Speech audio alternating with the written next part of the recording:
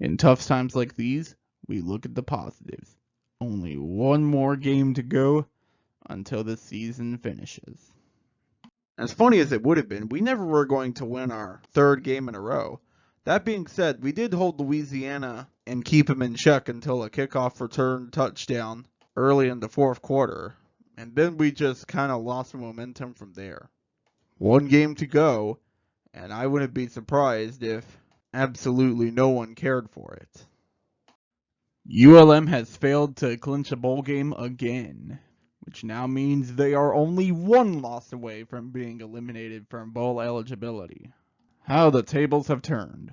Also, Arkansas State is now just barely alive for a Sun Belt title. They need a three-way tiebreaker at this point to do anything. I guess they'll just roll the dice and see how that goes. And with this win, South Alabama is officially going bowling. I'm actually a little surprised it took this long for them to clinch it. You would be in the driver's seat, by the way, if you didn't lose to Georgia Southern after having a 16-point lead at one point. Just saying. Anyone want to explain what the heck happened to Texas State over there? Because good lord, that was embarrassing. At least you have already clinched the bowl eligibility, but you have now knocked yourselves out of the Sun Belt title race as my preseason pick for the Sun Belt West title.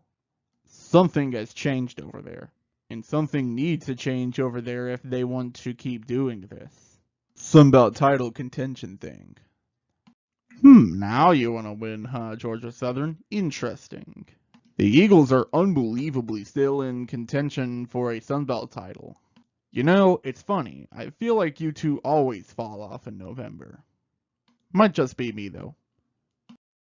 And with this loss, Old Dominion is now not only out of contention for a Sun Belt title, but they are out of contention for a bowl, too. So their last game of the season does not matter at all.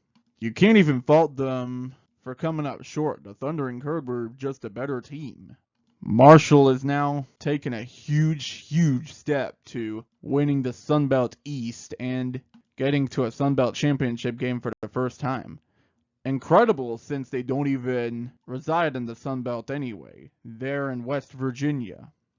And James Madison, for the first time ever, cannot say they were, quote, robbed, unquote, of a Sun Belt championship due to transition rules.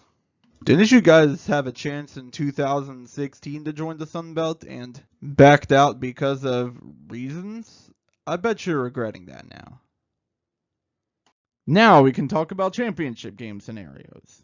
The East is actually surprisingly simple, since James Madison was eliminated.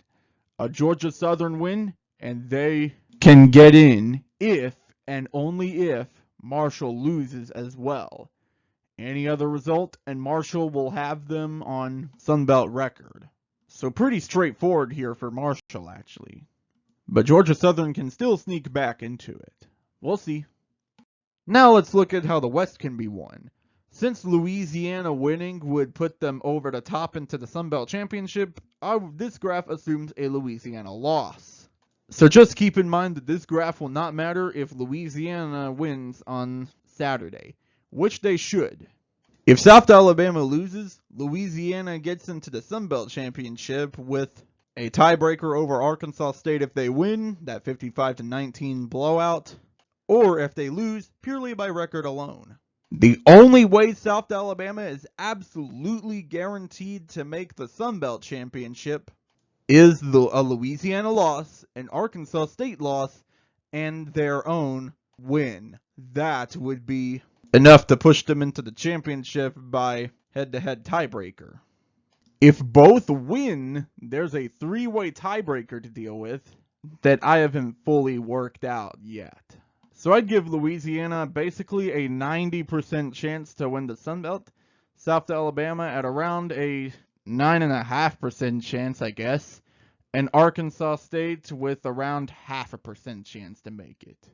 I'm sorry, guys. I just don't see you winning the three-way tiebreaker at all. One last thing I want to mention. I haven't fully worked out hosting yet, but I will say this. Anyone with a better record than anyone else will host, and Georgia Southern will host South Alabama guaranteed. Well, that'll do it. Thanks for watching, guys. Be sure to like, subscribe, comment, share, ring the bell, and don't forget about John 3:16. And I'll see you next time. 1 Peter chapter 4, verse 8. Most important of all, continue to show deep love for each other, for love covers a multitude of sins. You don't have to agree with everyone, but you can certainly show love for everyone. And that's the best you can do.